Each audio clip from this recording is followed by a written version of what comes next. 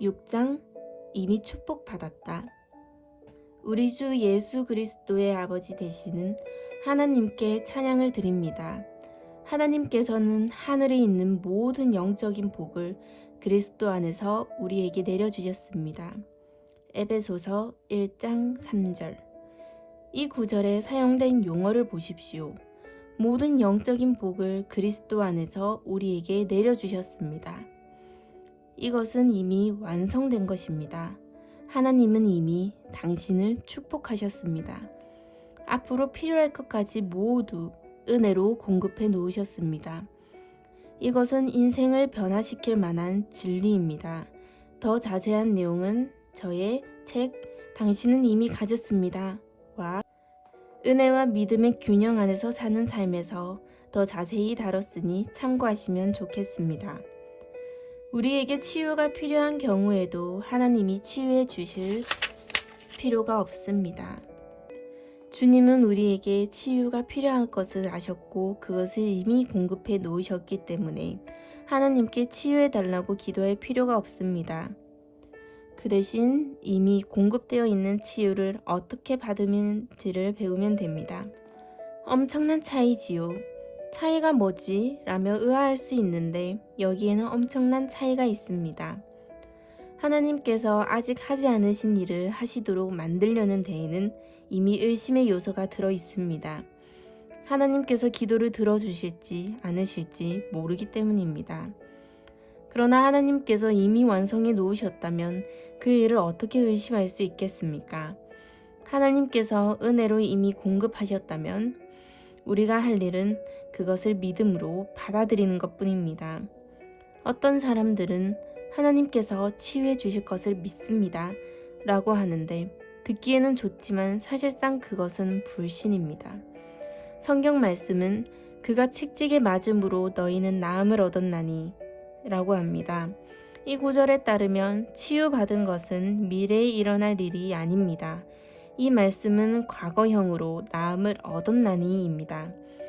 예수님은 우리가 맞아야 할 채찍을 대신 맞으셨습니다.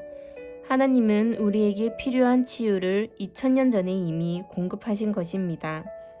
하나님께서 우리를 치유하신 시점은 그때입니다. 그래서 이 구절은 너희가 나음을 얻었나니 라고 하는 것입니다.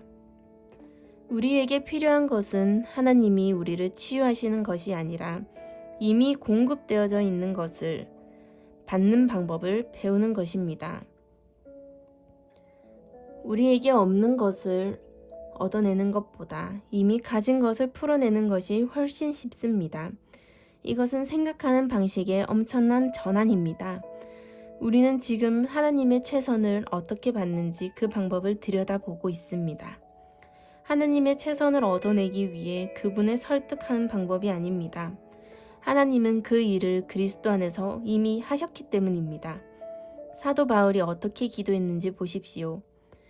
이로 말미암아 주 예수 안에서 너희 믿음과 모든 성도를 향한 사랑을 나도 듣고 내가 기도할 때에 기억하며 너희로 말미암아 감사하기를 그치지 아니하고 우리 주 예수 그리스도의 하나님 영광의 아버지께서 지혜와 계시의 영을 너희에게 주사 하나님을 알게 하시고 에베소서 1장 15절에서 17절. 바울은 하나님 일하여 주시옵소서 라고 기도하지 않았습니다. 저는 거의 50년간 여러 곳을 다니며 사역하였고 수많은 교회를 방문하다 보니 사람들이 하나님께 반복해서 같은 것을 기도하며 애걸하는 것을 많이 봤습니다. 하나님 일하여 주시옵소서. 주여 당신의 능력을 부어 주시옵소서. 만약 지금으로부터 2000년 후에 성도들을 위해 기도를 기록하게 된다면 어떻게 하시겠습니까? 어떤 기도를 기록해 놓으시겠습니까? 추측하자면 이런 내용이지 않을까 싶습니다. 하느님 부흥을 주시옵소서. 사람들의 마음에 역사하여 주시옵소서. 당신의 영을 부어 주시옵소서. 또는 주여 새로운 일을 시작하여 주시옵소서. 전능하신 손을 펼치사 새로운 일을 행하시옵소서. 그런데 바울의 기도가 바로 2000년 전에 기록된 것입니다. 성령께서 바울에게 어떻게 기도하도록 영감을 주셨는지 봅시다.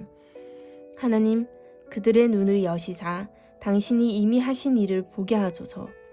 세상에, 이것은 현재 대부분의 그리스도인들이 기도하는 방법과는 완전히 다릅니다. 대부분의 그리스도인들은 하나님께서는 그렇게 하실 능력이 있다고 믿지만 이미 하신 것은 아무것도 없다고 생각합니다. 하나님을 일하게 하시는 것은 우리의 기도, 간구, 간절함이 모두 달려있다고 생각합니다. 우리가 모든 것을 제대로 한다면 하나님이 움직이지 않으실까 생각하는 것입니다. 하나님은 우리 개개인이 그리고 모든 인류가 겪을 모든 문제에 대해 대비해 놓으셨습니다. 그리스도의 죽으심과 장사됨 그리고 부활을 통해 그분은 과거, 현재, 미래에 일어날 모든 문제를 해결하셨습니다. 주님은 이제 아버지의 오른편에 앉아 계십니다. 예수님은 현재 사람들을 치유하거나 구원하고 계시지 않으십니다. 이미 하셨으니까요. 예수님의 권능은 이미 풀어졌습니다. 이제 우리가 해야 할 일은 하나님이 하실 일이 아니라 이미 하신 일을 믿음으로 받아들이는 것입니다. 보통 집회 때 제가 이러한 진리를 나누면 성도들 반 이상은 멍하니 저만 쳐다봅니다. 아마 여러분도 이 부분을 기도하는 마음으로 천천히 반복해서 읽어야 할지 모르겠습니다. 성령님, 사랑하는 독자들에게 이 진리를 깨달을 수 있도록 지혜와 계시의 영을 주소서. 너희 마음의 눈을 밝히사 그의 부르심의 소망이 무엇이며 성도 안에서 그 기업의 영광의 풍성함이 무엇이며. 에베소서 1장 18절. 바울은 너희의 부르심이 아니라 그의 부르심이라고 했습니다. 예수님께서 부르심을 받아 모든 것을 공급해 놓으셨습니다. 십자가에서 모든 것의 값을 치르셨고 이제 하나님의 호의가 예수님께 있습니다. 우리는 예수님께서 완성하신 일의 유익을 누리고 있는 것입니다. 거듭난 성도로서 우리는 우리가 하는 일이 아니라 예수님께서 하신 일로 인해 하나님의 호의를 입습니다. 우리 삶에 임한 그분의 부르심, 그분의 기름 부으심, 그분의 능력, 그분의 축복 때문입니다. 바울은 우리 마음의 눈을 밝히사 그의 부르심의 소망이 무엇이며 성도 안에서 그 기업의 영광의 풍성함이 무엇인지 알게 해달라고 기도했습니다. 하나님의 영광은 천국 어딘가에 있는 것이 아닙니다. 우리는 종종 천국은 얼마나 좋을까? 라고 하지만 우리 안에 이미 가진 것을 다시 제공하려면 천국도 파산할 수 있다는 것을 아십니까? 주님의 기업의 영광의 풍성함이 우리 안에 있습니다. 하나님의 영광이 우리 안에 있습니다. 어떤 사람들은 하나님의 영광을 눈으로 보기 원합니다. 그러지 말고 자신의 안을 들여다보십시오. 볼 수 없는 이유는 믿음으로 행하지 않고 보이는 것으로 행하기 때문입니다. 우리가 하나님의 영광을 가졌다는 것이 진리입니다. 우리는 다음과 같은 이유로 이미 부르심을 받았습니다. 너희를 부르사 우리 주 예수 그리스도의 영광을 얻게 하려 하심이니라. 이것은 천국에서 일어날 일이 아닙니다. 천국에서는 주님의 영광을 반영할 몸을 얻게 되지만 지금 이 순간에 하나님의 영광이 우리 안에 존재하고 있습니다. 그래서 바울은 우리의 눈을 열어 우리가 이미 가진 것을 보게 해달라고 기도한 것입니다.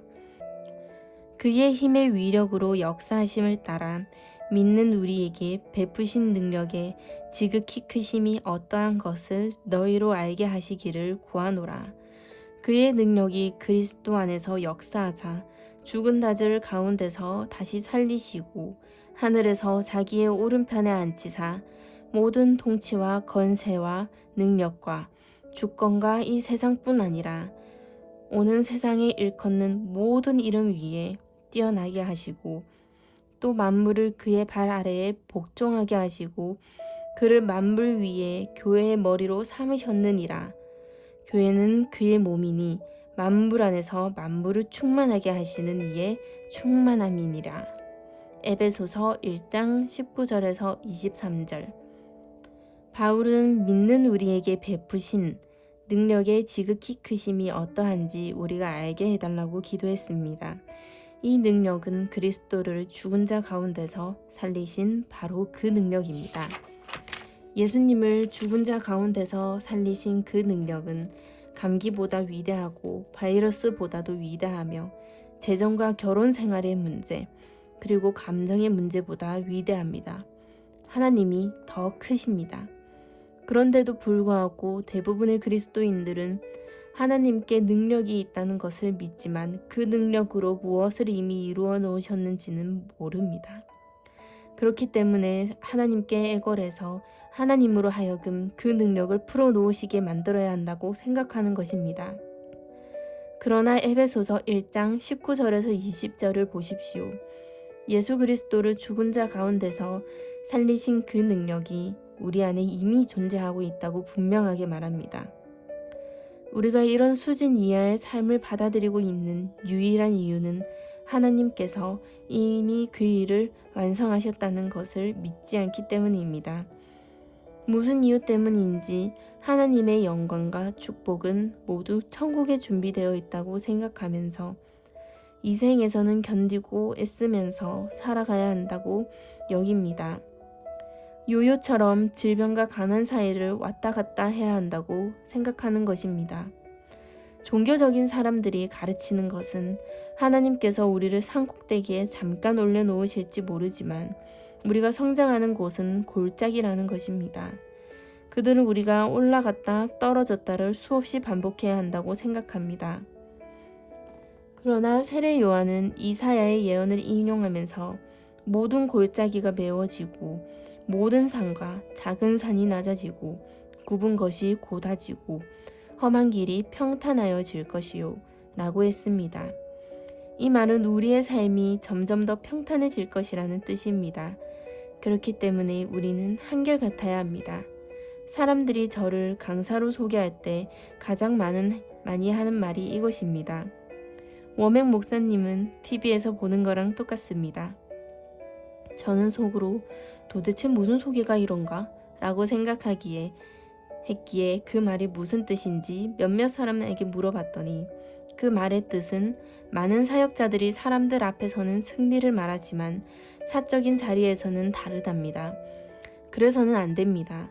청중 앞에 섰을 때와 아닐 때 다른 사람이 되어서는 안 됩니다. 원래는 조용한 사람인데 강단에 설 때만 갑자기 열정적으로 변한다면 당신은 위선자입니다. 실제로 성격이 그러한 경우라면 감정 표현을 극적으로 하는 것이 잘못된 것은 아닙니다. 저와는 다른 성격이라 보다 더 기운 넘치고 표현을 많이 할 수 있는 편일 수도 있습니다. 그것도 좋습니다. 그리스도의 몸에는 다양성이 필요하니까요. 그러나 평상시엔 온유한 성격이다가 강대상에 설 때만 열정적으로 바뀐다면 그것은 위선이며 종교적인 것입니다. 우리는 이랬다 저랬다 해서는 안 됩니다. 일관성이 필요합니다. 우리가 예수님과 동행하고 있다면 우리는 항상 동일해야 합니다. 예수 그리스도는 어제나 오늘이나 영원토록 동일하시기 때문입니다. 어떨 때는 업되고 다른 데는 다운이 된다면 그것은 어떨 때는 예수님을 의지하다가 다른 때는 육신으로 행하기 때문입니다. 그러나 우리의 삶은 초자연적으로 자연스러워야 합니다. 그리스도를 죽은 자 가운데서 살리신 능력이 항상 우리 안에 있기 때문입니다.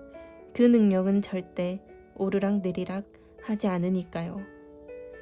우리는 그리스도 안에 있는 나의 정체성과 그리스도 안에서 내가 무엇을 소유했는지 알아야 합니다. 대부분의 그리스도인들은 예수님을 죽은 자 가운데서 살리신 능력을 소유한 사람처럼 살지 않습니다. 그것이 느껴지지 않기 때문입니다. 거울을 봐도 예수님을 죽은 자 가운데서 살리신 능력을 소유한 사람처럼 보이지 않습니다. 전율이 느껴지지도 않습니다. 아무것도 느껴지지 않습니다. 느껴지지 않으니까 하나님께서 완성하신 일이 없다고 믿는 것입니다. 그러나 바울은 우리가 이미 가진 것을 볼 수 있게 우리의 눈이 열리게 해달라고 기도했습니다. 죽은 자 가운데서 그리스도를 살리신 바로 그 능력이 이미 우리 안에 있음을 보게 해달라고 기도했습니다. 그 능력을 갖기 위해 기도하는 것이 아닙니다. 이미 가졌습니다. 하나님은 그분의 최선으로 우리를 축복하기 원하십니다. 그리스도 안에서 하나님은 우리가 필요한 모든 것을 공급하셨습니다. 우리가 그 안에서 행할지 말지는 하나님께 달린 것이 아닙니다. 우리에게 달렸습니다. 그러나 우리는 하나님의 최선이 아닌 것에 안주해 있습니다. 우리가 영적으로 어떤 자들인지도 모르고 그리스도 안에 있는 정체성을 알지 못합니다. 우리는 그냥 인간이 아닙니다. 3분의 1은 성령님으로 채워져 있습니다. 그렇다면 하나님을 모르는 사람들에 비해서 뭔가 다른 것을 기대해야 하지 않겠습니까? 보통의 그리스도인들은 믿지 않는 사람들이 가진 것과 같은 두려움, 같은 재정 문제, 같은 고민을 합니다. 경제 위기가 시작되기 전부터, 문제가 직접적으로 나타나기 전부터 많은 그리스도인들이 재정 상태가 나빠질 것을 예비했습니다. 문제가 생길 것을 예상하여 그것에 대해 준비한 것입니다. 하나님을 모르고 하나님의 언약을 갖지 못한 사람들과 똑같이 행동했습니다. 하나님의 말씀은 나의 하나님이 그리스도 예수 안에서 영광 가운데 그 풍성한 대로 너희 모든 쓸 것을 채우시리라 라고 하시는데도 말입니다. 이래서는 안 됩니다. 저는 여러분을 정죄하려는 것이 아닙니다. 여러분의 눈이 열려서 더 많은 것을 믿을 수 있도록 도우려는 것입니다. 하나님은 모르는 사람들과 똑같은 두려움을 갖고 계십니까? 사람들이 독감 시즌이라고 하면 두려워하십니까? 그렇다면 뭔가 잘못된 것입니다. 당신은 산 자고 그들은 영적으로 죽은 자들입니다. 그리스도를 죽은 자 가운데서 살리신 바로 그 능력이 당신 안에 있는데도 불구하고 많은 부분에서 주님은 모르는 사람들과 똑같은 모습으로 살고 있지는 않으십니까? 그것은 잘못된 것입니다.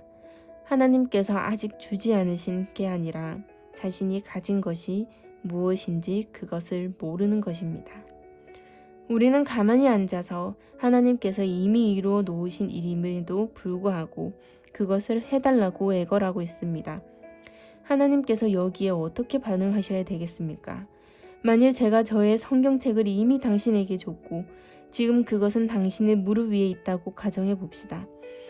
그런데 당신이 저에게 워맨 목사님 성경책 좀 주시겠어요? 제가 좀 보려고요. 라고 한다면 제가 뭐라고 답해야 하겠습니까? 누군가 당신에게 당신이 이미 한 일을 하라고 요구한다면 당신은 어떻게 반응하겠습니까? 저는 아마도 이렇게 반응할 것입니다. 아니, 왜 그러세요? 당신이 이미 가지고 있으면서 그것을 왜 나에게 달라고 하는 거예요? 우리가 기도할 때도 이런 반응이 오지 않겠습니까? 우리가 하나님 치유해 주시옵소서 라고 기도할 때 만약에 하나님이 당황해 하시는 것이 가능하다면 당황해 하실 것이라 생각합니다. 저는 이런 상상도 해봅니다. 하나님께서 예수님을 보시며 내가 책찍에 맞아 저들이 나음을 입었다는 것을 말해주지 않겠느냐? 왜 저들이 나한테 치유해달라고 기도하는 것이냐? 저들에게 하늘에 속한 모든 신령한 복을 주었고 내게 가난하게 되어 저들을 부유하게 했다는 것을 말해주지 않았더냐? 저들이 속한 국가가 어떤 경제 사정에 처하든 나의 풍성함을 따라 영광 안에서 그들의 모든 필요를 공급할 것을 말해주지 않았느냐? 경제 침체가 온다면서 저들이 패닉에 빠진 것은 무슨 일이냐? 왜 저렇게 두려워하면서 걱정하고 염려하는 것이냐? 우리가 이렇게 하는 이유는 하나님께서 이미 이루신 것을 믿지 않기 때문입니다.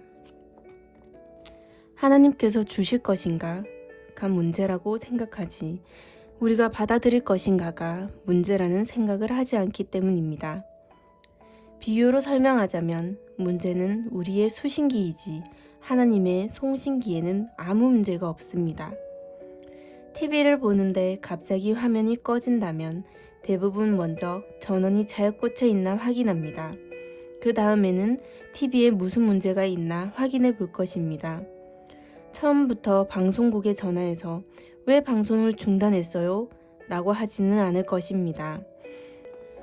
그런데 우리는 하나님께 그렇게 하고 있습니다. 기도했는데 바로 응답이 오지 않으면 주님, 왜 기도를 안 들어주세요? 라고 합니다. 하나님께서 안 주시는 것이 절대 아닙니다. 우리가 받는 일을 중단한 것입니다. 우리의 수신기에 문제가 생긴 것이지 하나님의 송신기에는 문제가 없습니다. 하나님은 이미 모든 영적인 복들을 우리에게 주셨습니다. 하나님께서 이미 우리에게 전파를 보내셨으니 우리는 수신기를 잘 맞추어 주님, 당신이 이미 이루신 일을 알아 깨달을 수 있도록 도와주소서라고 기도하면 됩니다. 우리가 싸워야 할 영적 전쟁의 90%는 하나님은 하실 일을 이미 다 하셨다는 것을 믿는 것입니다. 그 다음에 우리가 할 일도 있습니다.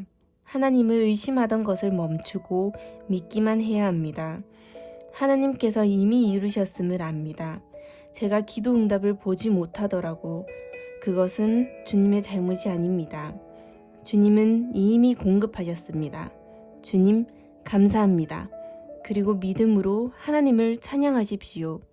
왜 안 되고 있는지는 모르지만 문제는 주님이 아니심을 저는 압니다. 저는 주님의 신실하심을 찬양하기 원합니다. 제 몸은 아프고 의사는 제가 곧 죽는다고 하지만 이것은 주님의 잘못이 아닙니다. 이것은 주님이 하신 일이 아닙니다. 당신은 좋으신 하나님이시기에 감사를 드립니다. 이렇게 주님을 찬양하고 감사를 드리면 두려움, 걱정, 불평, 불만에서 벗어나게 될 것입니다. 하나님을 의심하면서 불평, 불만은 하는 대신 하나님을 찬양하십시오. 전하는 하나님께서 이미 하신 일을 열정적으로 감사하고 찬양하는 가운데 치유받는 사람들을 많이 봐왔습니다. 당신도 그렇게 하십시오. 감사합니다.